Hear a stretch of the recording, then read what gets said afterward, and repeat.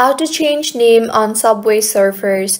Hello everyone, I am Bishaka and welcome to our channel. I will take you through the step-by-step process on how to change name on Subway servers. Now, let's get right into the tutorial.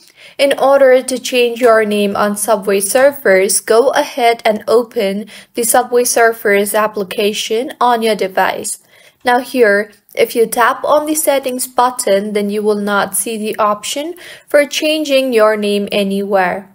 You will either get the name of the character that is playing or you will get some random names.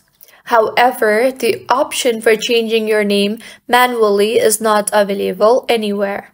So the only way to get your name changed is you will have to connect Subway servers to either your game center and change Subway servers name to your game center's name, or connect Subway servers to Facebook and get your Facebook's name on Subway servers. So this is how you can change name on Subway servers. If you find this tutorial helpful, please make sure to like the video and do subscribe to our channel for more contents like this.